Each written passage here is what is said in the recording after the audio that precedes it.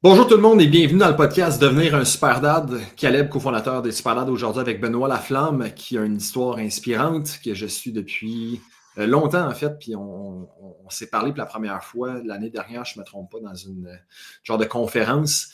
Puis je trouvais en fait que ton parcours, que je connais très peu, mais qu'on va pouvoir aborder au courant de ce podcast, est super inspirant, puisque tu as créé également avec comme d'exception en ligne de ce que je peux voir.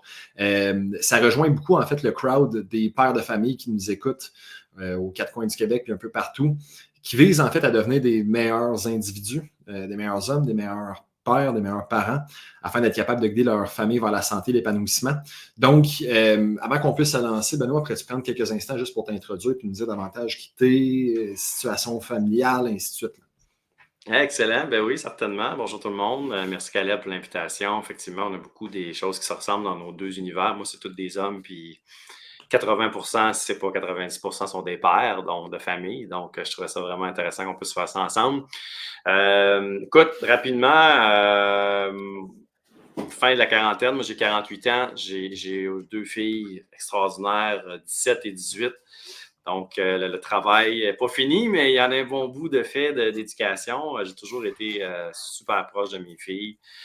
J'ai vécu une séparation, moi, en 2018 avec la mère de mes enfants. Donc, ça a été un autre défi à gérer en tant que père, en étant de mon côté une semaine sur deux. Il y a eu une adaptation, évidemment, comme toute séparation, mais depuis plusieurs années, on est bien installés chacun de notre côté. Les enfants sont bien avec leur mère, bien avec leur père. Euh, Moi, j'ai commencé dans le monde de l'accompagnement suite à un méga déclic. En fait, pas un déclic, j'ai frappé un mur, comme on dit, c'est-à-dire que j'étais dans l'épuisement professionnel, j'étais dans le surmenage, travail, boulot, dodo, je faisais juste travailler. J'étais moins un père présent à cette époque-là, je vais t'avouer. C'était plus la mère qui prenait en charge toutes les responsabilités familiales. Puis justement, la vie m'a rappelé que je n'étais pas à la bonne place, que je n'étais pas dans mon savoir-être de la bonne façon. Puis j'ai frappé un mur, j'ai fait un burn-out, j'ai fait une dépression. Suite à ça, complètement changé ma façon d'être, ma façon de faire, ma façon de travailler. J'ai quitté l'emploi que j'avais à ce moment-là pour justement me redécouvrir et me retrouver une nouvelle carrière, une nouvelle passion. J'ai commencé dans le domaine des conférences dans les écoles. Moi, je suis né avec un handicap physique, j'ai juste une jambe, donc j'étais un unijambiste. Fait que quand arrivait la semaine de la persévérance, j'avais beaucoup d'amis qui étaient maintenant des professeurs, donc m'invitaient à venir parler un peu de comment est-ce que je deal avec la différence physique et tout ça, comment je persévère à travers ma vie malgré un handicap physique. Fait que ça m'a ouvert des portes et ça m'a surtout ouvert un déclic à l'esprit dans le sens que j'ai adoré faire ça, j'ai adoré aller à la rencontre des gens, de partager mon vécu, mes défis, mes obstacles, comment je surmontais tout ça. Après ça, je me suis lancé dans ce domaine-là. Et suite à plusieurs années dans les conférences, j'avais un autre rêve qui était de publier un livre. Donc, j'ai publié le livre Éveille l'humain d'exception en toi.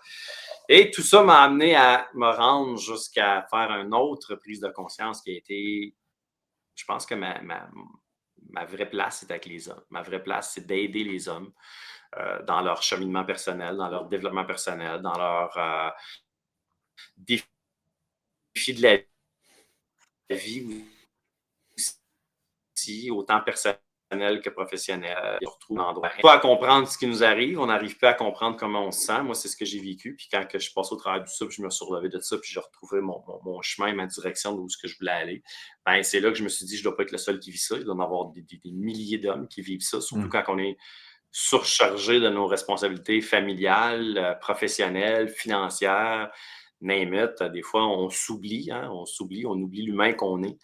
On oublie tout simplement l'homme qu'on est, qu'on veut être, qu'on veut devenir. Fait que moi, ça m'a beaucoup parlé.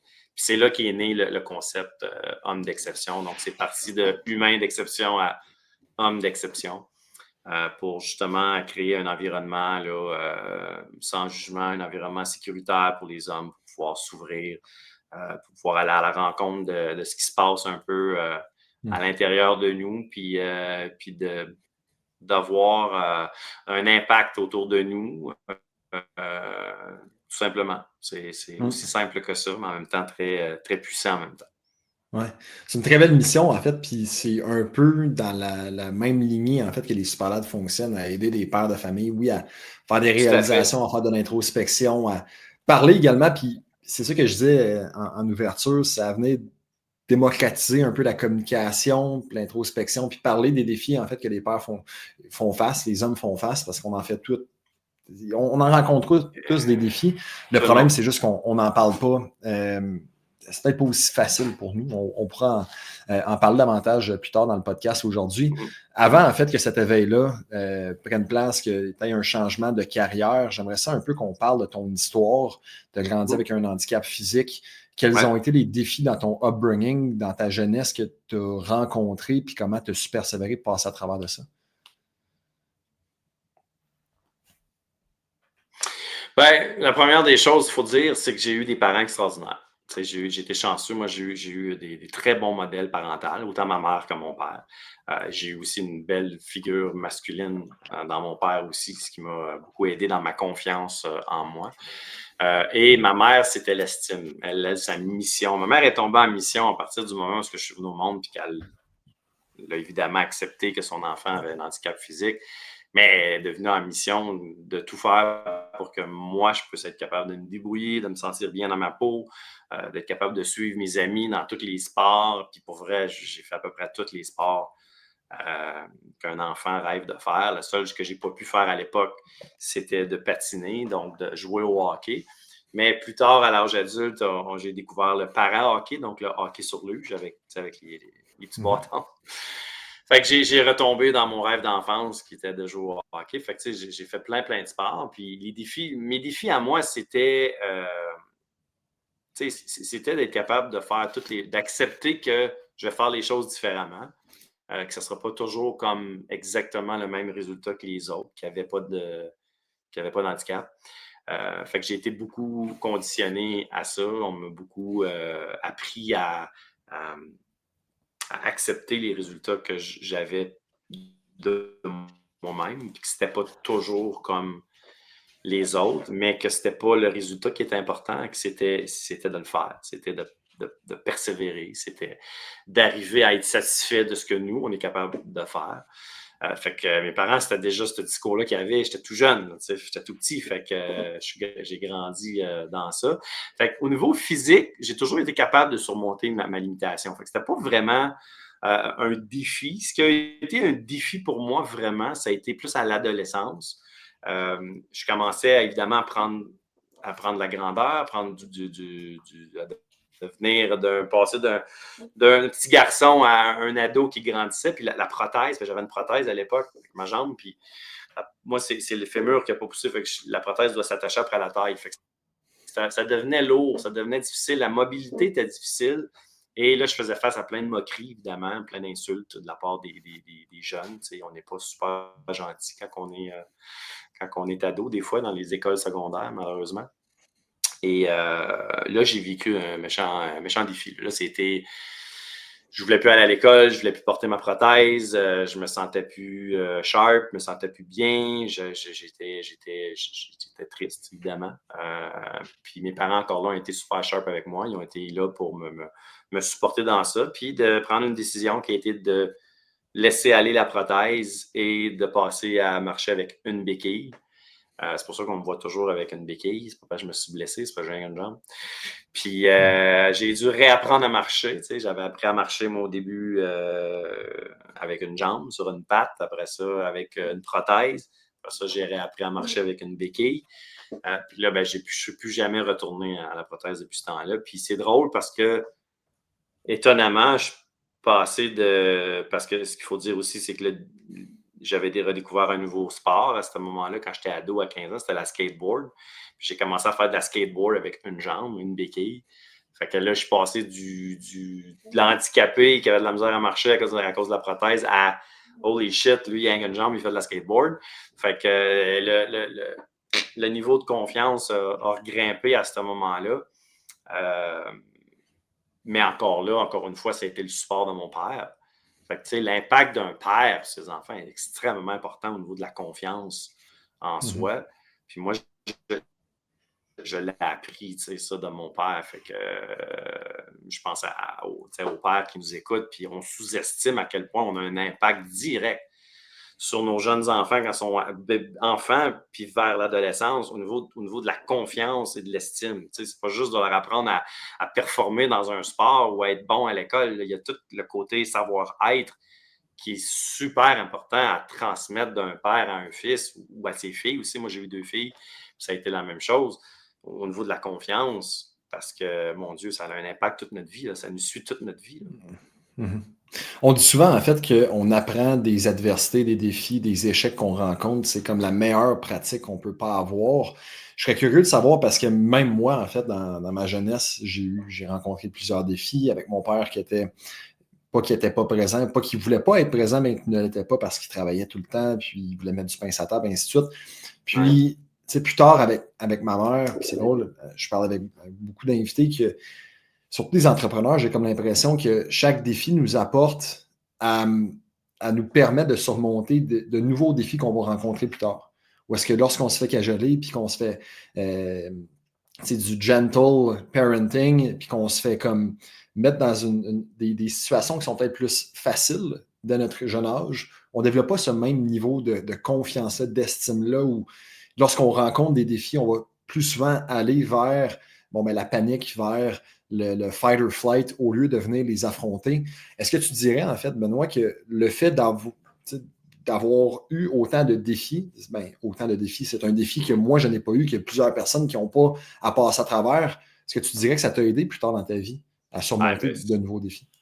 Absolument, absolument.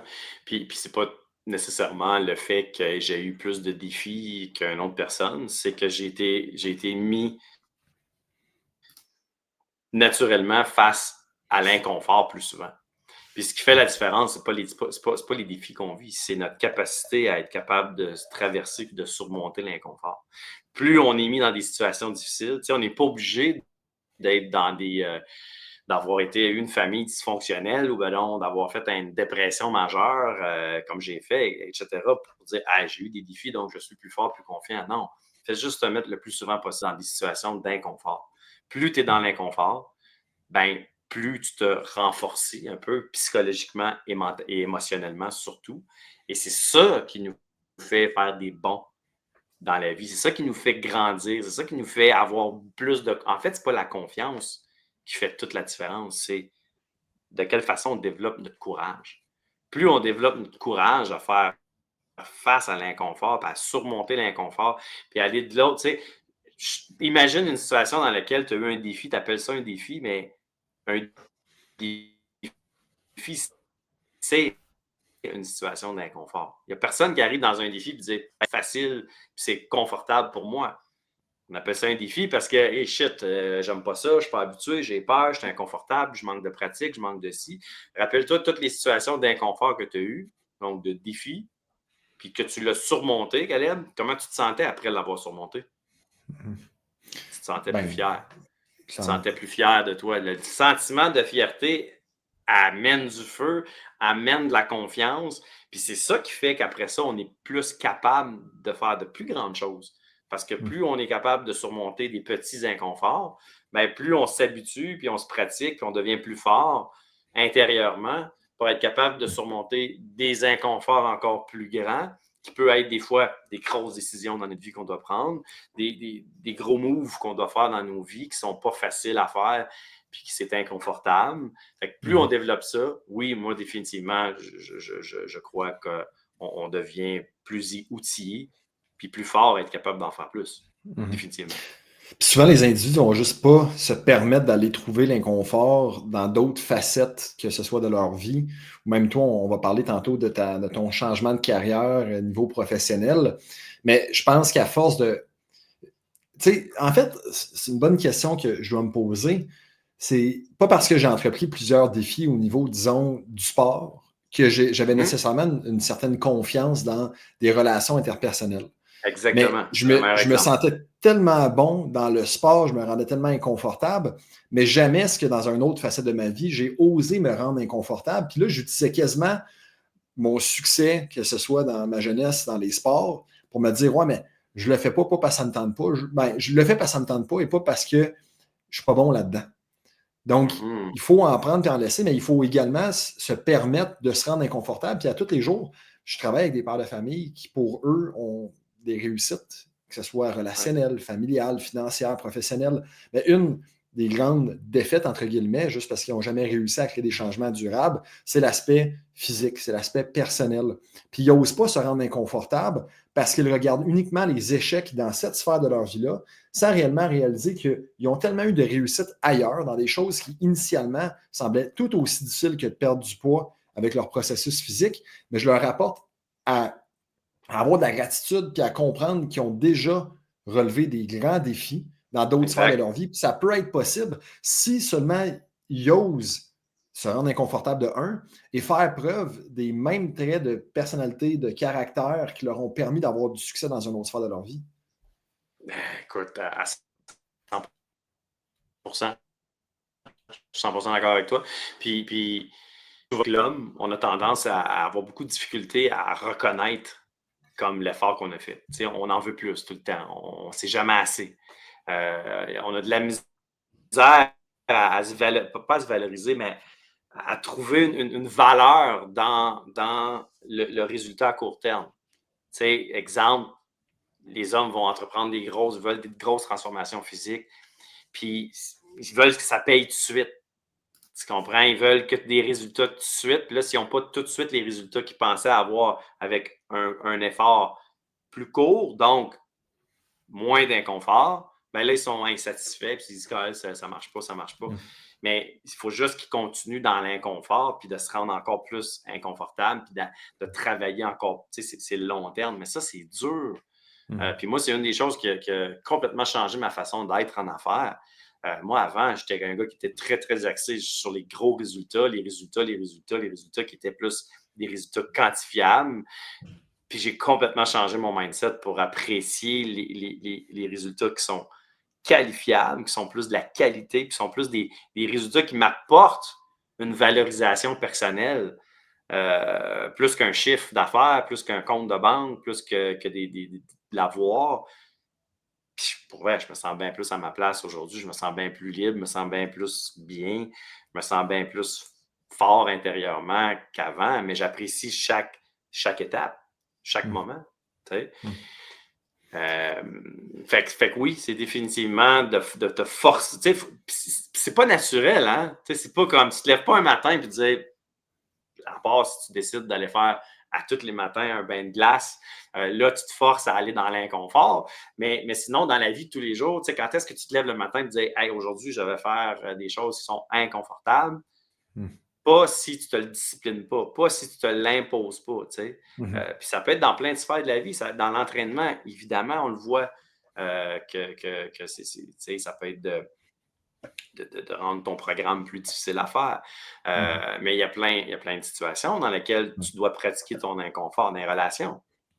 Tu sais, comment, puis tu dois le voir, Caleb, toi, avec les hommes, là, c'est des pères de famille. Fait que comment de choses qu'ils ne disent pas à leurs femmes, qui ont envie de le dire.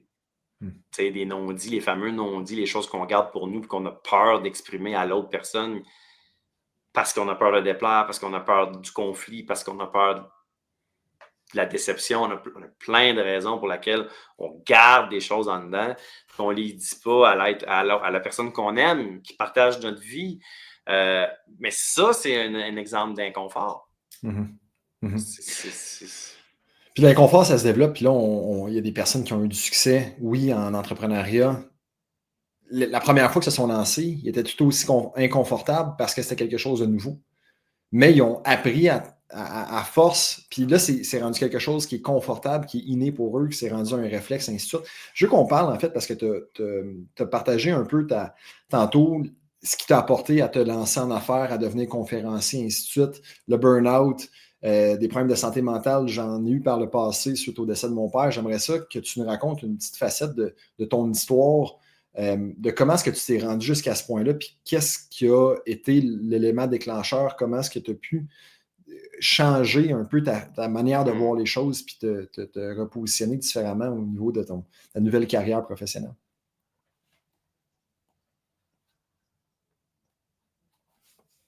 C'est une excellente question, Caleb, puis c'est exactement la même raison pour laquelle j'aide les hommes aujourd'hui. L'évitement. Moi, j'ai évité pendant des années ce qui était évident devant moi, c'est-à-dire que j'étais plus heureux dans mon couple, puis que j'étais plus heureux dans la job que je faisais, et puis il fallait que je fasse un 180 degrés, que je recrée ma vie. Pas parce que je n'étais pas qu'une bonne personne, au contraire, la mère de mes enfants, c'est une excellente personne. C'est juste qu'on n'était plus compatible dans notre vision du couple, dans où ce qu'on voulait aller. Même chose en affaires, mes partenaires d'affaires, ça ne fonctionnait plus. Il y avait plein de choses pour lesquelles on n'était plus d'accord. Puis je me disais, ah, ça va se placer, ça va se placer.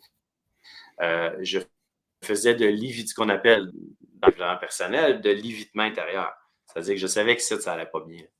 Mais c'était inconfortable d'aller m'avouer que j'étais fatigué, que j'étais malade, que j'avais besoin de me soigner, que j'avais besoin d'aide. Je ne demandais pas de l'aide à personne. Je restais le Benoît fort et persévérant qui a toujours appris à être capable de faire les choses comme par lui-même, puis que je suis capable, mais être capable de m'en sortir tout seul. C'est faux. C'est faux. Il y a des fois dans ta vie que tu as besoin d'aide. Tu as besoin de lever la main et de dire « Hey, j'ai besoin d'aide. » Mais moi, je fuyais ça, je repoussais ça.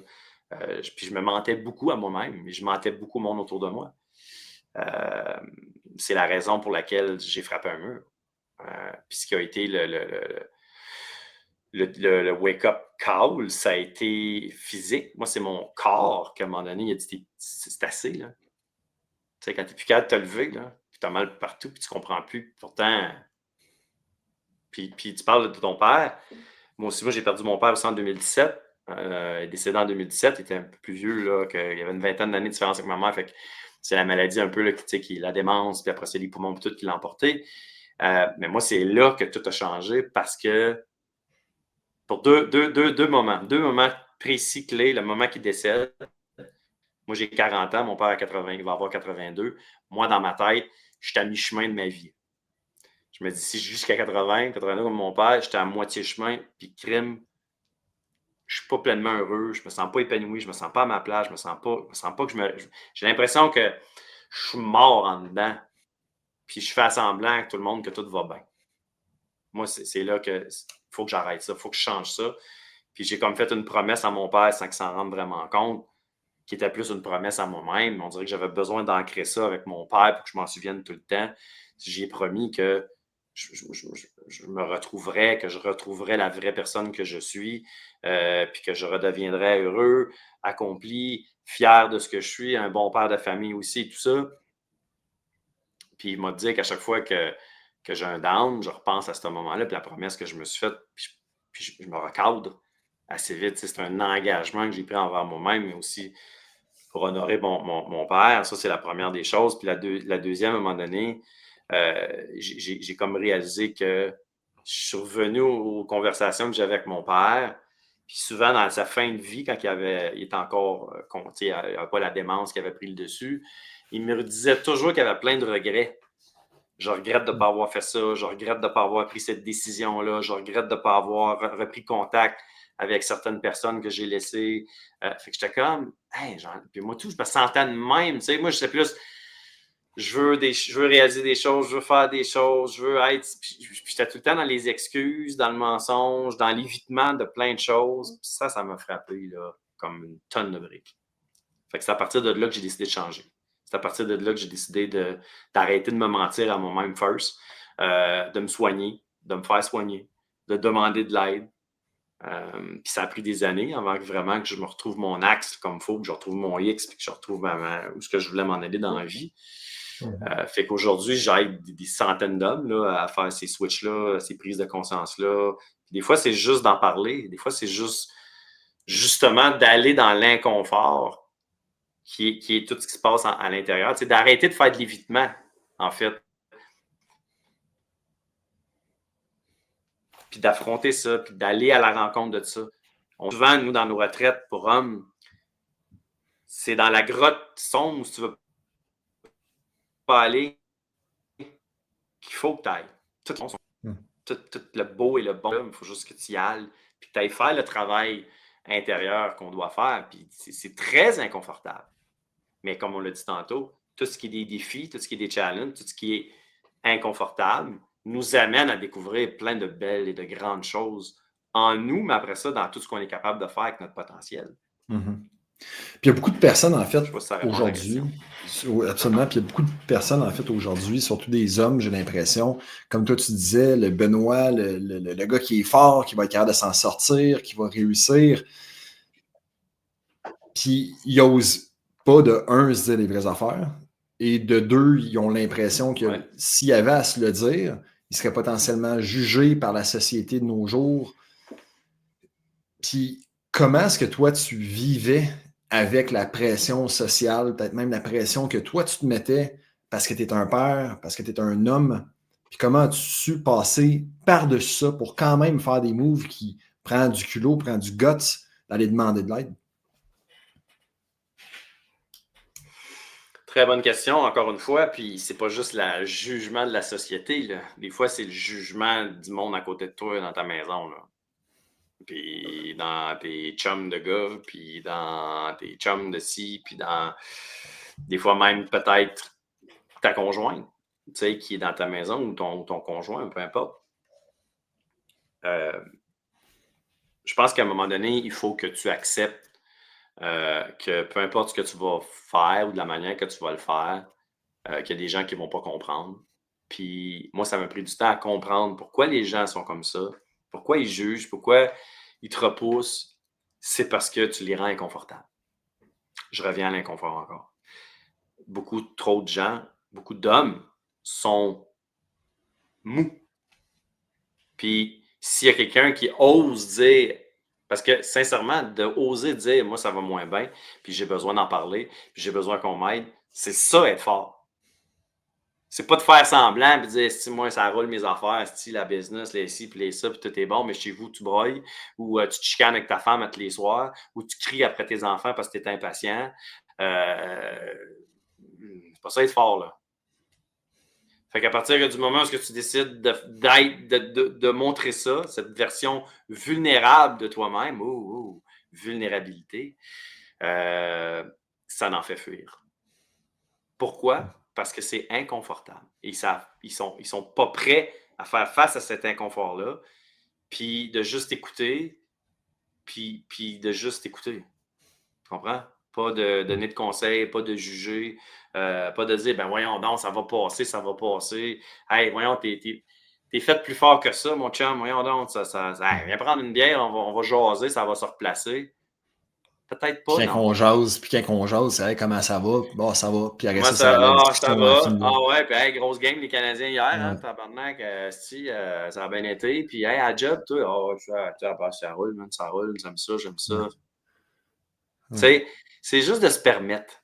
Moi, c'est la journée que. Puis ça a pris du temps, là. Je te dis ça, c'est facile à dire aujourd'hui, après des années de travail puis de reconstruction pendant les premières années. Tu sais, de 2018 à 2020, 2021, puis en plus, la pandémie a frappé là-dedans. Tu sais, je me suis beaucoup reconstruit. Là, je te dirais que depuis que j'ai lancé mon accompagnement et tout, mais ça a pris du temps, là. Tu sais. Puis de juste la différence, je vais essayer de répondre la question. Ce qui a fait la différence, c'est que je me suis permis. Je me suis autorisé à mettre un genou à terre. Je me suis autorisé à dire hey, ça va pas, puis il faut que. Mais ce qui a fait que je me suis guéri et que je suis allé de l'autre bord, puis que je me suis reconstruit, puis que j'ai été capable de me relever, puis de revenir encore plus fort que j'étais avant, c'est que je me suis responsabilisé. J'ai arrêté de blâmer les autres. J'ai arrêté de blâmer la vie, de blâmer mes anciens partenaires, blâmer ma relation. Non, c'est ma faute. C'est ma faute, tout ce qui m'arrive. Fait que c'est aussi de ma responsabilité à m'en sortir, puis à faire ce qu'il faut, tout en demandant de l'aide, tout en levant la main, en me dire, dites-moi où je peux aller, qui peut m'aider, mais c'est une décision que tu prends. C'est toute une question de choix, là. J'aurais pu rester là-dedans et continuer là-dedans pendant des années. À un moment donné, je me dis, OK, non, je vais changer mon attitude, je vais changer comment je pense, puis là, je vais me responsabiliser. Puis c'est à partir de là, tranquillement, pas vite, que j'ai pu tout me reconstruire. Mais c'est parti de je me responsabilise. Ouais. C'est drôle parce que ce mot-là, ce terme-là, c'est un terme qui revient à littéralement tous les podcasts que je fais. Je parle avec beaucoup Ah d'entrepreneurs. ouais, hein? OK. Puis Wow. ils me partagent en fait les traits de caractéristiques de personnalité des gens qui vont avoir du succès ou qui vont avoir la capacité de passer à travers des adversités.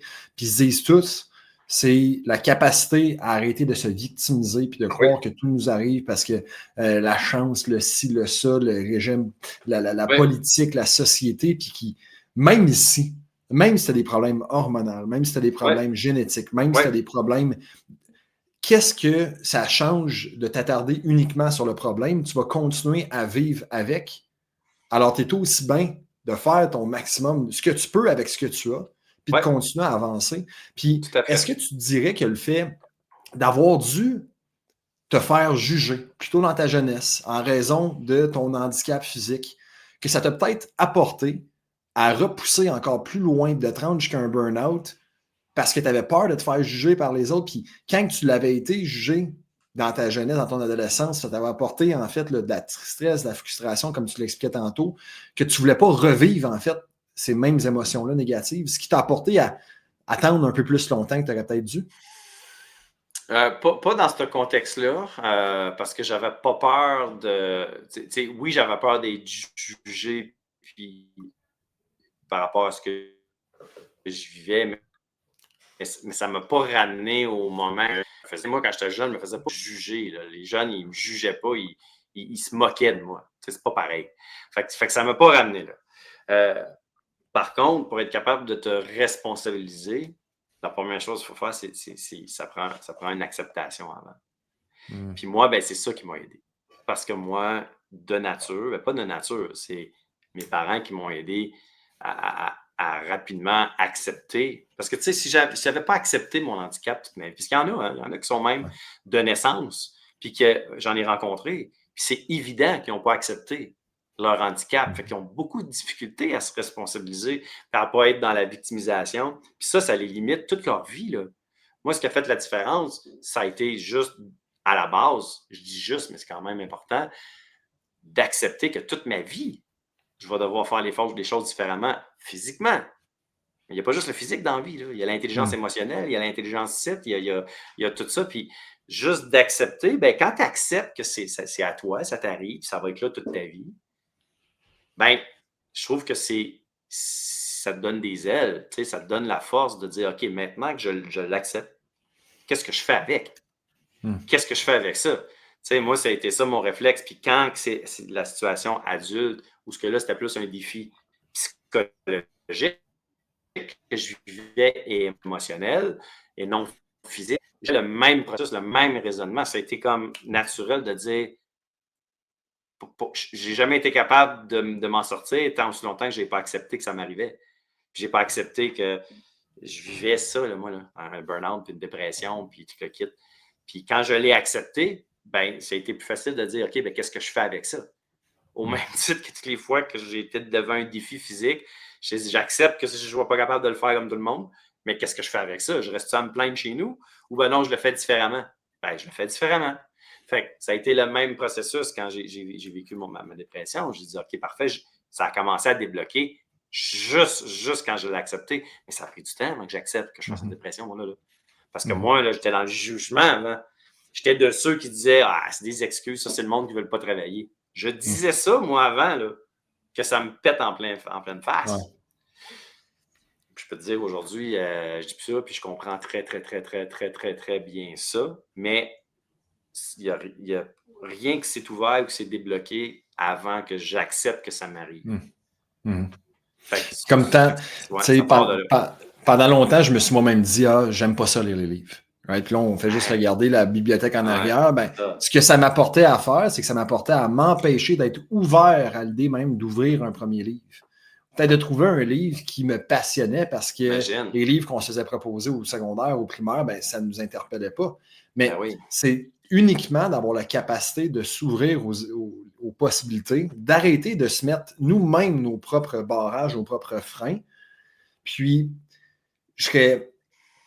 Là, ce que j'aimerais qu'on fasse, c'est qu'on commence à parler un peu de parentalité, de paternité également. Moi, mes parents se sont divorcés très jeunes. Ben, lorsque j'étais très jeune.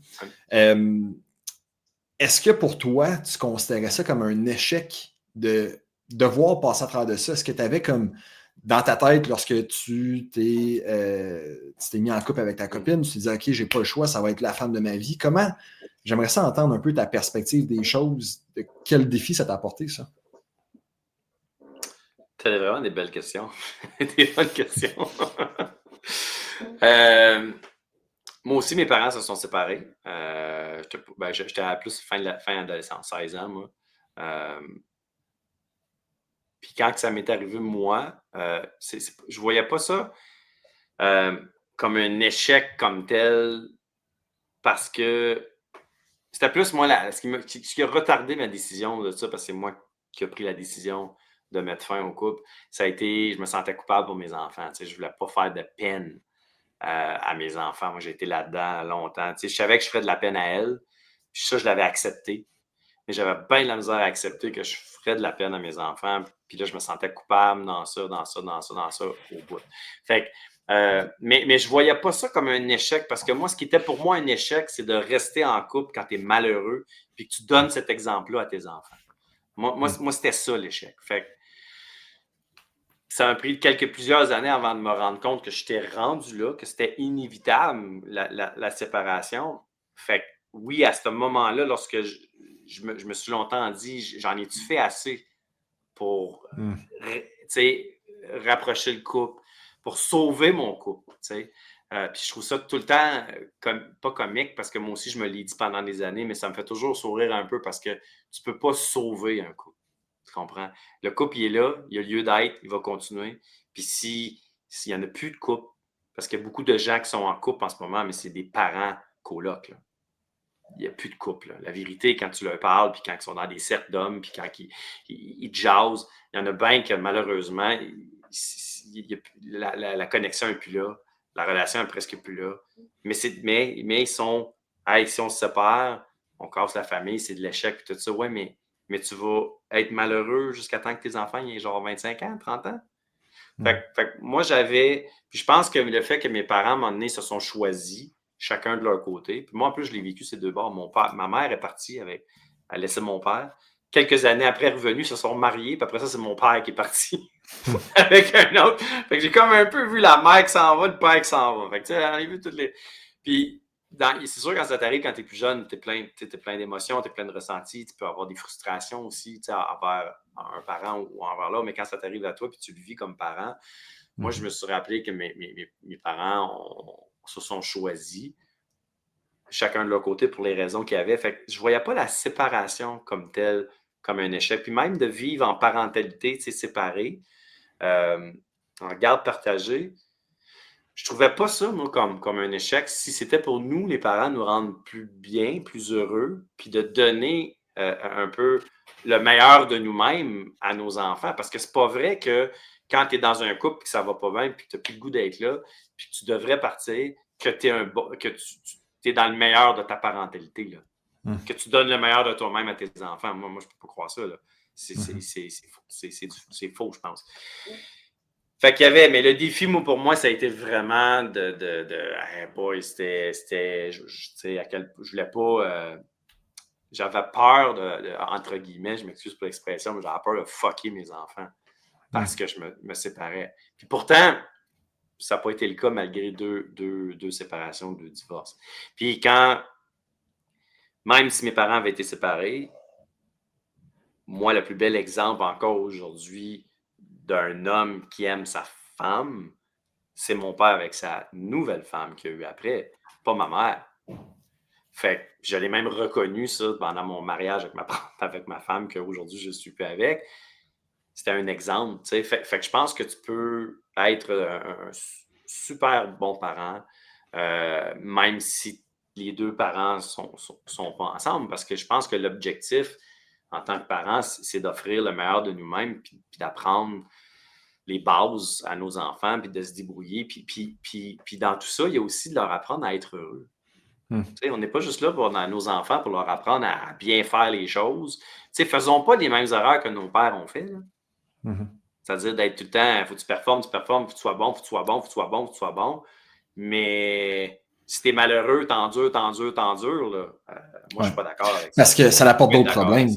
Je l'ai vu avec mes grands-parents qui, eux, ont vécu toute leur vie ensemble parce que c'était même pas quelque chose qui était possible, le divorce, la séparation. Donc, ils se sont endurés pendant 30 ans de temps. Jusqu'à temps qu'ils meurent. Jusqu'à temps qu'ils meurent. Puis, ils faisaient leur possible, mais j'avais l'impression d'avoir l'ombre des personnes qui étaient réellement ou qui auraient pu potentiellement devenir. C'est sûr. Puis, tu vis à l'encontre de la personne que tu es réellement. C'est comme une personne qui n'ose pas avouer que ce soit sa sexualité, que ce soit sa passion dans la vie, sa carrière, comme toi tu l'as fait. Moi, je suis curieux de savoir parce que c'est souvent une conversation que j'ai avec des membres de mon entourage, avec ma propre copine avec qui je suis depuis 9 ans.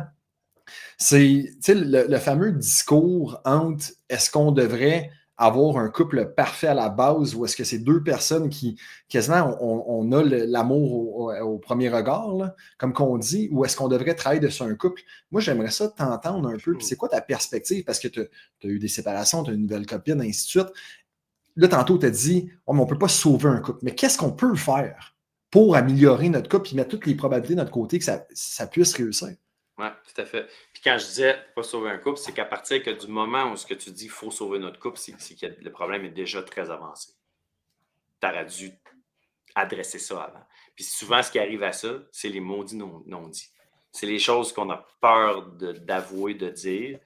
Puis c'est ça qui casse les couples.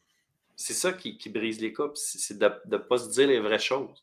Puis moi, c'est complètement différent aujourd'hui avec ma conjointe, que ça fait 5 ans qu'on est ensemble. On vient d'emménager ensemble. Puis ça fait 5 ans.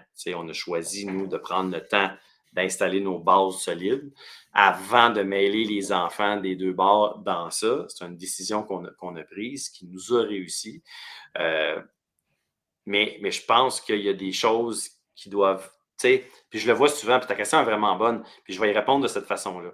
J'ai beaucoup d'hommes qui sont dans des contextes difficiles au niveau relationnel. Ils ont de la misère à garder, à maintenir des relations, puis à chaque fois, c'est qu'ils essayent de changer. Ils essayent d'être justement un mot que tu as dit qui n'existe pas, parfait. Il n'y a personne de parfait, il n'y a aucun couple parfait. Tu ne peux pas être un couple parfait. Il y a des défis, il y a des challenges, il y a des gens impliqués, il y a des enfants des fois, il y a des jobs, il y a toutes sortes de choses. Mais à la base, souvent, ce que je vois avec les hommes, c'est qu'ils essayent de forcer l'espèce d'étincelle, ils essaient de forcer l'amour, ils veulent donc tomber en amour. Oui, mais ça se fait tout seul, ça. Tu n'es pas supposé avoir à te questionner là-dessus. Tu comprends? Il y a un déclic qui se fait après. Il y a les autres choses qu'il faut développer dans le couple. C'est pas de sauver son couple, c'est de développer son couple. Fait que la connexité, la complicité. Tu sais, de quelle façon tu développes une belle complicité avec ta blonde, ta femme? C'est pas juste en couchant avec, là. Tu sais, il y a des conversations, il y a des discussions. Il faut aller en profondeur sur ce qu'on veut vraiment dans la vie. C'est quoi nos désirs profonds? C'est quoi notre... Moi, c'est ça, pour moi, maintenant, ma définition d'un couple un couple réussi et non un couple parfait. C'est d'être honnête un envers l'autre, puis de communiquer, d'alimenter cette complicité-là, cette connexion-là. Et ça se travaille. Ça, je suis d'accord que ça, c'est peut-être pas instantané dès le début. Au début, ça va être les étincelles, l'attirance physique, tu sais. Je sais que là, peut-être que j'en ai qui ne seront pas d'accord ou qui vont dire « Oh shit ». Mais tu sais, moi, je suis de ceux qui pensent que tu ne peux pas forcer une complicité physique. Je veux dire, tu es attiré ou tu ne l'es pas. Si tu ne l'es pas attiré par l'autre personne, tu ne fais pas vibrer quelque chose, moi, je ne pense pas que tu peux développer ça au fil du temps. Est-ce que tu peux développer ta connexion, ta communication, ta complicité? Définitivement. Ça, c'est par tes comportements, c'est par la façon que tu prends soin de l'autre, c'est dans les temps très, très honnêtes avec l'autre. Tu sais, moi, il y a des fois qu'on a des discussions, puis c'est pas. Il n'y a pas de chicane, mais en même temps, il y a des désaccords, mais il faut les adresser, ces désaccords-là. Il ne faut pas avoir peur d'être en désaccord avec sa blonde ou avec son chum et dire non, moi, ça ne marche pas. Moi, ça, c'est un non. C'est non. C'est non, mais il y a beaucoup d'hommes qui vont garder ça parce qu'ils ont peur de perdre l'attachement, l'amour, le sexe ou peu importe. Mais c'est là que tu brûles ton couple, selon moi. C'est quand tu essayes et que tu forces. Ouais. Puis je partage ton point de vue parce que. C'est comme ça que je vois le couple. Oui, absolument. Puis je partage ton point de vue que dans une société, tu sais, moi, j'ai rencontré ma copine sur Tinder. Right? Puis, écoute, je l'ai rencontré il y a 9 ans. C'est pas mal ça. Puis, on est dans une société aujourd'hui où est-ce que c'est rendu une société transactionnelle. C'est rendu aussi facile de venir s'acheter des aliments, de se les faire livrer chez soi, que ce soit du fast-food qui est livré à Uber Eats en 25 minutes. Comme des relations de couple, ça peut être aussi transactionnel. Puis souvent, ben, on va uniquement regarder l'apparence, le front-facing, le bon côté de la médaille, sans vraiment développer cette complicité-là, sans vraiment tomber en amour avec pas juste le physique, mais l'intelligence émotionnelle, l'intelligence en soi, les passions, les objectifs, la vision, les valeurs que les autres personnes ont. Fait que je suis 100% d'accord avec toi. Puis j'aimerais ça, parce qu'on a parlé de tes relations de couple, tu as dit en fait tantôt, tu avais peur de fucker tes enfants.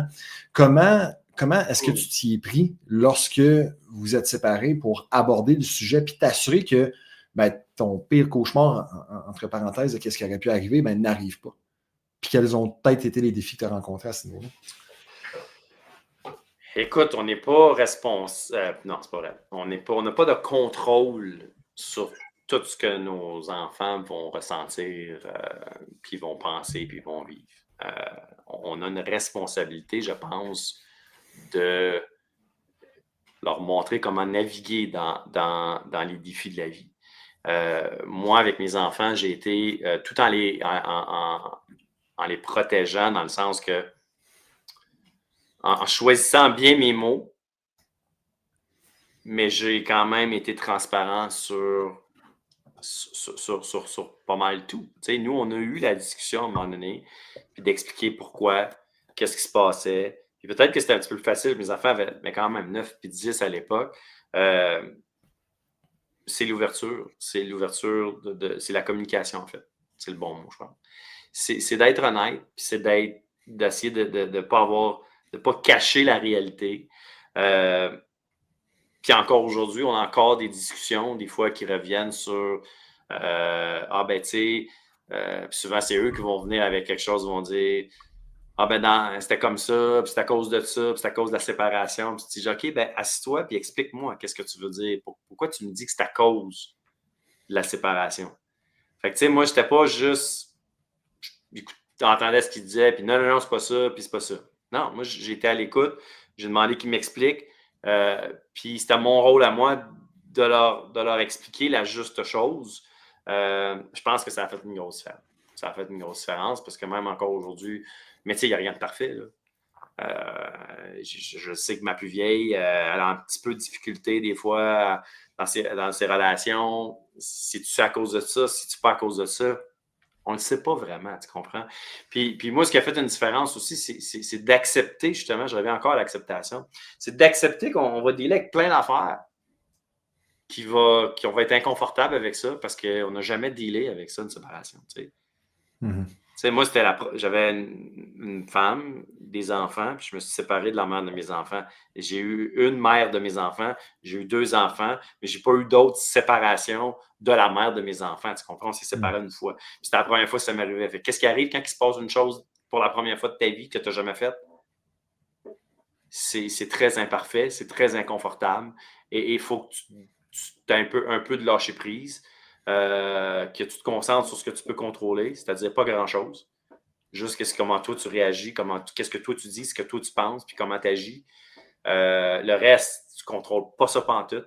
Fait que moi, ça a été vite d'accepter qu'il y aurait plein de choses que je ne contrôlerais pas là-dedans, puis de faire juste du mieux que je peux, puis d'offrir le meilleur de moi-même à mes enfants, puis d'être là pour les écouter, puis d'aller plus en profondeur sur les conversations aussi, pas rester en surface. Moi, je pense que c'est ça qui a fait une belle différence avec mes filles. Mhm. Puis ça revient à ce qu'on disait tantôt. Comment ça va? Ah, ça va. Puis la business, ah, ça roule. Mais quand on n'ose pas passer à travers, puis c'est souvent inconfortable, puis moi j'aime ça des fois dans des discussions que je vais avoir avec des personnes, je leur pose la Mhm. question comment ça va, ils vont me répondre, puis je vais juste pas parler. Puis je vais laisser en fait là, Oui, cet oui, inconfort-là traîner oui. une seconde ou deux de plus, juste pour qu'ils se sentent obligés qu'à devoir continuer la conversation, puis vraiment me dire le fond de leur pensée. Selon toi, qu'est-ce qui fait en sorte que l'homme, en 2025, a autant de difficultés à être vrai envers lui-même, à oser parler, partager les difficultés qu'il rencontre? Hmm. C'est une autre très bonne question. Mais juste avant de répondre à celle-là, je vais revenir à ce que tu viens juste de dire. Parce que ce que Ouais. tu as fait, en fait, c'est que tu n'as pas forcé l'homme à dire, c'est que tu as, on appelle ça, nous, dans le men's work, tu as maintenu l'espace. Fait que toi, ce que tu as fait, c'est que tu as maintenu l'espace en disant à l'autre homme, tu peux me le dire. Je te vois, je sais que ça va pas si bien que ça, puis tu peux avoir confiance en moi, puis tu as juste maintenu le silence. Fait que l'homme a vu comme, OK, lui, je peux lui dire que ça va pas si bien que ça. Fait que de faire ça, Caleb, c'est tout à ton honneur. Parce que, un, tu l'as senti probablement. Puis quand tu le fais dans une intention de dire, hey, je te vois, je t'entends, puis si tu veux en parler, je suis là, c'est tellement précieux pour un homme. Mhm. Un homme, tout ce qu'il a besoin quand ça va pas, c'est pas de hey, hey, ça va bien aller, ça va bien. Mhm. Non, ça va pas bien. Il sait que ça n'ira pas bien. C'est juste d'être vu, d'être entendu. Puis s'il a besoin de conseils, il va te le demander. C'est ça, maintenir l'espace pour un homme. Fait que bravo de le faire. Comment. Peux-tu me répéter ta question? Pourquoi est-ce qu'en 2025, c'est Oui, difficile pour pourquoi? les Oui. hommes d'être vrais envers eux-mêmes? Ben, c'est pas en 2025. Ça l'a toujours été difficile pour un homme de s'ouvrir. Pourquoi? Parce que l'homme pense qu'il est faible de faire ça. La journée que l'homme va comprendre que c'est le contraire, de faire à semblant que ça va bien, c'est ça être faible, puis d'être fort, la force masculine, c'est de dire, hey, ça va pas, puis c'est correct. Je vais vivre avec, on va dealer avec ça, on va changer ça dans le temps comme dans le temps, mais que ce n'est pas une faiblesse de dire vraiment comment tu te sens. C'est juste ça. C'est juste que l'homme, pour lui, dans sa croyance, qui a été conditionné par la société pendant des années, par nos pères, par nos arrière-pères, arrière-grands-pères et tout ça, c'est un homme, ça ne s'ouvre pas émotionnellement. C'est ça qui est faux. C'est ça qui est la plus grosse croyance qu'il faut changer. C'est que c'est pas faible de dire vraiment la vérité sur ce qu'on ressent, de juste dire nos ressentis. Pas obligé de dire est-ce que ça va pas bien, mais juste dire hey, je me sens, je sais pas pourquoi, je me sens triste aujourd'hui. Je sens comme une espèce de ou hey, je suis fatigué, j'ai pas l'impression que je suis juste fatigué physiquement, j'ai l'impression que je suis fatigué dans ma tête ou je sais pas, c'est bizarre. Ah, OK. Hey, je t'entends, mon homme. Hey, moi, tout ça m'arrive, ça, souvent. Mais OK, tu es capable de m'en dire plus? Tu sais, pourquoi tu penses que tu te sens comme ça? Tu sais, sans dire hey, arrête ça, ça va passer, mon homme, puis si tu peux rentrer une bière ou deux, puis ça va passer. Là. Tu sais, juste de s'autoriser à dire vraiment comment est-ce on se sent, donc nos ressentis à l'intérieur. La journée que les hommes vont comprendre que c'est ça de la force et pas de la faiblesse, il y a bien des choses qui peuvent changer. Beaucoup de choses qui peuvent changer. Merci, Benoît, du temps que tu nous as accordé aujourd'hui à moi et à toutes les personnes qui vont nous écouter. Avant qu'on se quitte, j'aurais quelques petites questions. Rapid fire. Oui. Je dis ça à chaque fois, puis finalement, on continue encore un autre 10-15 minutes. Mais en tout cas, si tu as davantage de contenu à nous partager, tant mieux. On va pouvoir être capable de t'écouter et de t'entendre là-dessus. Je serais curieux, en fait, de savoir, puis tu nous as parlé un peu du rôle que ton père et ta mère ont eu dans ta vie à toi. Tu sais, on dit souvent, je veux devenir. Il y a une certaine facette dans ma vie que j'ai manqué, de mon père, disons, que je vais aller combler chez mes enfants. Est-ce que toi, il y avait une facette de ton père que tu as manqué ou même une facette que toi, il t'a donnée que tu l'as absolument, en fait, donnée à tes enfants à ton tour? Moi, je vais casser ça tout de suite. Tu n'as absolument rien manqué parce que tu es qui tu es et ton père était qui il était. Il peut t'avoir transmis des valeurs, mais ça se peut qu'il y ait des valeurs puis des choses que même qu'il faisait bien, que toi, c'est pas toi. Ça marche pas. Fait que t'as rien manqué. Parce que souvent, c'est une autre croyance qu'on pense. J'ai un livre que tout le monde parle, puis que je trouve que c'est justement de renforcer le problème. C'est père manquant, fils manqué. On entend souvent ça. Parce que ton père n'a pas été là, toi, tu as manqué des choses, puis tu es un fils manqué. Voyons, Chris. Si tu comptes toute ta vie, si tu dis que tu es un fils manqué, tu vas manquer plein de choses dans ta vie, là. Je veux dire, c'est sûr que ça va engendrer plus de blessures de continuer de te dire que tu as manqué des choses. Fait que moi, je ne vois pas ça comme ça. C'est sûr qu'il y a des choses que moi, j'ai reçues de mon père, mais pas reçues, c'est-à-dire qui m'ont été présentées. À nos enfants, on leur montre une façon, on leur montre la version de nous qu'on est, que nous, on juge être la bonne façon d'être et de faire. Mais des fois, on n'a pas toujours la bonne réponse. Il y a même un paquet de comportements, peut-être que tu fais, qu'on fait tous, en tant qu'homme, qu'on a besoin de travailler, mais on les transmet à nos enfants de façon, je cherche le mot, là, inconscient. Il y a beaucoup de croyances limitantes qu'on transmet malheureusement à nos enfants sans même s'en rendre compte. Fait que y a-tu des choses que tu as reçues de ton père que tu as voulu transmettre? Probablement. Est-ce qu'elles sont toutes bonnes? On ne le sait pas. Il faut se questionner là-dessus. Il faut se questionner sur qu'est-ce que nous, on décide qu'à rendu à l'âge adulte. C'est là la différence. C'est là qu'on passe, selon moi, du garçon à l'homme. C'est quand on décide qu'est-ce qui est bon pour moi, qu'est-ce qui est ma vérité à moi. Mon père était comme ça, mon père a pensé comme ça, mon père a fait ces choses-là. Est-ce que moi, je veux être comme ça? Est-ce que je veux faire ces choses-là? Est-ce que je veux avoir ces choses-là? Quand tu te responsabilises et tu prends tes propres décisions, il y en a qui c'est à 40 ans qu'ils le font. Là. Pas nécessairement à 20 ans, là, pas à 30 ans. Là. Fait que moi, je pense que c'est ça qui est la réflexion qu'on doit avoir. Et je pense que c'est là qu'on doit se poser la question. Est-ce qu'il y a certaines croyances que j'ai reçues de mon père ou des façons de penser que peut-être que je devrais arrêter à moi? Peut-être que je ne devrais pas transmettre ça à mes enfants. Les laisser aller chercher leurs propres croyances, leurs propres valeurs, leur propre vouloir être telle personne. Je trouve que c'est un beau cadeau, ça. C'est une belle liberté à donner à nos enfants, tout en les guidant dans ça, parce qu'ils ont besoin de guidance, évidemment, parce qu'ils n'ont pas l'expérience et la conscience que nous, on a acquis au fil des années. Fait que, ouais, moi, je pense comme ça.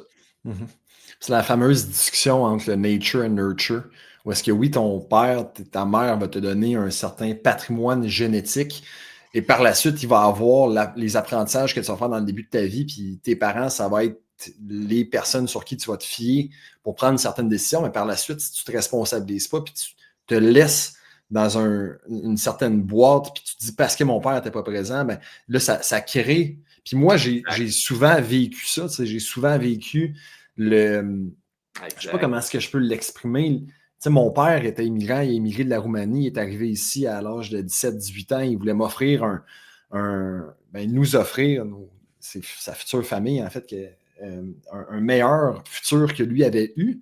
Il n'y avait pas. En fait, son père, lui, avait jamais dit je t'aime, lui, il n'avait jamais donné de l'attention. C'était. En fait, encore, c'est d'être faible, de dire je t'aime à ton fils, peu importe c'est quoi. Imagine. C'est ça. Puis pendant longtemps, j'en ai voulu de ne pas être présent, mais c'est quand que j'ai fait la paix avec ça, puis je me dis, peut-être, il m'a partagé certaines valeurs. Bon, la persévérance, le travail, l'acharnement, le fait de. Encore, il a décidé d'émigrer de la Roumanie sans dire à personne, du jour au lendemain, pour. Ça, c'est du courage, de la responsabilisation, c'est de dire je peux faire comme ma mère, comme mes oncles, et ainsi de suite, puis de rester ici, puis de vivre malheureux, entre guillemets, tout le restant de ma vie, ou je peux me responsabiliser, puis faire quelque chose de ma vie. Fait que, ouais, je partage. C'est un bel exemple. C'est un bel exemple. Puis, tu sais, moi, j'ai vu souvent dans des situations parentales, autant la femme que l'homme, que tellement manqué de présence de leurs parents. Des fois, il y avait des pères présents physiquement, mais pas présents émotionnellement ni mentalement. Puis tellement, moi, j'en ai tellement manqué, fait que je vais en donner plus à mes enfants, mais là, ils en donnent trop, puis là, ils tombent dans la surprotection, puis ça fait des enfants qui ne se débrouillent pas dans la vie, là. ou qui ont d'autres blessures. Tu sais, ça, je te dis, c'est qu'il faut s'arrêter. Puis se dire, c'est pas parce que j'ai reçu ça qu'il faut que je transmette. Non. Pose-toi la question. Qu'est-ce que tu as le goût, toi, de transmettre à tes enfants comme père? Qu'est-ce que tu juges qui est bon, qui est bon pour toi, que tu as le goût de transmettre à tes enfants? Mais en même temps, c'est tes enfants qui vont, à quelque part, à un moment donné, décider si c'est pour eux. Tu sais? Question personnelle, je ne suis pas encore père. On me le pose souvent la question. Ça fait 9 ans que je sais que ma copine a fini ses études en médecine, ça s'en vient. Est-ce qu'on peut réellement être prêt à devenir père? Ben, moi, je vais parler pour moi, là, je ne sais pas pour les autres, mais moi, je pense que non. Puis moi, j'étais zéro prêt à avoir des enfants, même que juste avant qu'on décide, puis que je dise, OK, oui, j'en voulais pas. J'étais zéro prêt. Puis moi, tu peux lire tous les livres que tu voudras sur la parentalité, là, mais tant que tu l'es pas père, là, tu sais pas c'est quoi être père. Tu peux lire tous les livres qui te disent comment t'entraîner. Si tu t'en vas pas Si dans tu une lèves salle pas un d'entraînement, tu poids, mets tu toutes vas les pas dans une salle bottines. d'entraînement, tu fais pas un push-up, ben tu sais pas c'est quoi avoir mal dans les épaules, puis si tu fais pas de squat, tu sais pas c'est quoi avoir mal dans les cuisses. Exact. Tu sais? Fait que c'est le meilleur exemple. Ou même chose, quelqu'un qui lit plein de livres de recettes, puis m'a fait un plat, ben tu sais pas cuisiner, mon chum. Exact. That's it. Puis tu Question. vas faire des erreurs, puis aussi, tu vas, tu sais, de ne pas être prêt, on ne sera jamais. Puis je pense que faut pas non plus tomber dans le stress, puis la peur, puis le vouloir trop être père parfait ou mère parfaite. Tu sais, tu fais juste accepter, man, que tu vas faire des erreurs, là. C'est normal, là. Ouais. Quel est un conseil, en fait, que tu donnerais à Benoît Laflamme avant qu'il devienne père que tu aurais voulu avoir? Oh shit, ça c'est une solide. Quel conseil j'aurais donné à Benoît avant qu'il soit père?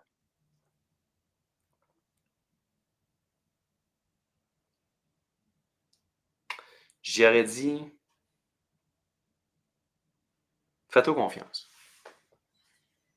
Peu importe ce qui va arriver, tu vas faire de ton mieux. Puis ça va être assez. Ouais. Ça va être assez. C'est puissant. Puis, une question que j'aime poser, en fait, aux pères que je coach, qui sont souvent comme pris dans le day-to-day, qui ont l'impression de surfer la vague, puis de jamais comme avancer ou de jamais réussir parce qu'ils n'ont juste pas de gratitude, puis ils n'ont pas la capacité de take a step back. Mais quand on prend un pas de recul, puis on se questionne réellement sur des questions existentielles comme la suivante, ça nous permet d'avoir une meilleure ligne directrice, une meilleure trajectoire dans la vie. La question est la suivante. Comment voudrais-tu, en fait, que tes enfants se souviennent de toi après ta mort? Wow! Le pire, c'est que j'y ai pensé souvent, puis là, on dirait que je ne m'attendais pas à cette question-là pendant tout. Comment je voudrais que mes enfants se souviennent que, que leur père était un père aimant, évidemment. Je voudrais qu'ils se rappellent aussi que leur père leur a était toujours ouvert sur tout. Je sais pas, tu sais. Ce qui a fait que ça leur a donné une liberté d'être absolument exceptionnelle. Je voudrais aussi qu'ils disent de moi que j'étais un homme qui était présent, autant émotionnellement que physiquement, puis que ça, je disais ça de mon père, puis là, je vais le dire de moi, que j'étais tout simplement un homme de cœur. Que j'étais. Je ne vais pas faire de jeu de mots parce que je ne veux pas dire homme d'exception, mais que j'étais tout simplement un homme qui était vrai, qui était soi-même dans toutes ses. Là, je vais parler avec mon cœur, je parle plus avec ma tête. Là. Juste que j'étais un homme qui dise notre père était un homme vrai. Un homme qui n'avait pas peur d'être lui-même, puis qu'il il était juste vrai, présent, amoureux, puis qui nous a offert des opportunités pour qu'on puisse se développer. Juste ça. Pas plus compliqué que ça. Puis qu'ils On a disent parlé de aussi, la... mon père était heureux. Puis on vient de parler, en fait, de T'sais? l'homme d'exception, qu'est-ce que tes enfants verraient de toi. Il y a beaucoup de personnes, en fait, qui portent un jugement lorsqu'on dit le terme super dad. Moi, comment j'aime l'approcher, c'est que tout le monde a sa propre définition d'être un super dad, mais on doit se poser la question, qu'est-ce que c'est pour nous être un super dad? Qu'est-ce que c'est pour toi, Benoît Laflamme, être un super dad? Je trouve la question intéressante parce que moi aussi, il y a beaucoup de gens qui se questionnent sur le terme d'exception. Puis le homme d'exception, c'est homme avec un S. Là. C'est pas moi là, qui est juste Mhm. d'exception, c'est tous les hommes qui sont dans ce chemin-là. Fait que je me fais souvent dire ça aussi. Puis je pense que ça se rejoint beaucoup la réponse aux deux. C'est quoi un homme d'exception, puis c'est quoi un super dad? Euh, Moi, je pense que c'est un père, je vais le dire en père, vu que tu me poses la question du super dad. C'est un père qui est lui-même, qui incarne sa vraie personnalité, qui a le désir profond que ses enfants s'épanouissent, qu'ils se développent, qu'ils soient heureux. Et que c'est un père qui va du mieux qu'il peut, parce qu'il n'y a rien de parfait, mais qui va faire du mieux qu'il peut pour amener ses enfants à être capables de créer eux-mêmes leurs propres opportunités dans la vie. Et non pas leur donner tout. Ouais. C'est juste de leur apprendre à comment créer de la liberté dans leur vie, comment créer des opportunités, comment faire en sorte de faire les choses pour eux-mêmes soient responsables de leur propre bonheur et de leur propre succès. Moi, je pense que c'est ça un super dad. Puis, je suis 100% d'accord avec toi. Ta responsabilité n'est pas de le faire à leur place, c'est de les guider. Mais à un certain point, tu as une certaine responsabilité. Oui. Mais à la fin de la journée, c'est tes actions, c'est tes paroles qui vont les apporter à développer un peu ce bagage-là, qui vont les apporter par la suite à prendre certaines décisions puis prendre certaines directions plutôt dans leur vie. Merci beaucoup, Ben, d'avoir pris le temps avec nous autres avant qu'on mette un terme au podcast. Si les personnes veulent en apprendre davantage sur toi, sur qui tu es, sur ce que tu fais, sur Homme d'exception, où est-ce qu'ils peuvent aller? Ben écoute, hommedexception.com, c'est le site pour Homme d'exception. On fait des retraites régulières, on fait 4 retraites par année dans les Laurentides. Il y a un programme aussi d'accompagnement, évidemment, dans Homme d'exception. Il y a des cercles de partage aussi. Ça, c'est tout ce qu'il y a en lien pour Homme d'exception, donc hommedexception.com. Puis ceux qui veulent en apprendre un petit peu plus sur Benoît Laflamme, sur moi, sur mes conférences, puis aussi sur mon livre Éveille l'humain d'exception en toi, c'est sur benoîtlaflamme.ca. Ça, c'est mon site personnel où j'ai toute l'information sur le livre, puis si jamais on veut m'appeler pour me booker en conférence, benoîtlaflamme.ca. Et les hommes qui seraient intéressés à aller voir ce qu'on peut faire avec Homme d'exception, allez sur hommedexception.com. Et si vous venez vers moi et que vous venez de ce podcast-là, vous venez de l'environnement du Super Dad, dites-moi là parce que je vais avoir quelque chose, une surprise pour vous. C'est important, moi, que vous me disiez ça parce que c'est bien important de reconnaître là, Super Dad. Parce qu'en passant, moi, je trippe sur ton concept. Je trouve ça extraordinaire que des hommes aident d'autres hommes à être des meilleurs pères. Moi, je pense que c'est comme ça qu'on va faire des meilleurs. Tu changes le monde un humain à la fois. Et moi, je pense qu'on rend les hommes meilleurs un homme à la fois. Et encore plus, si on peut transmettre aux enfants à assumer et à incarner leur vraie masculinité saine et positive. Tous les formats pour faire ça, man, c'est bravo de le faire. Puis c'est ce que tu fais à quelque part aussi à travers ça. Fait que bravo. That's it. Merci. Puis merci encore une fois, Ben, d'avoir été avec nous autres aujourd'hui. Ça me fait plaisir. Merci pour votre écoute.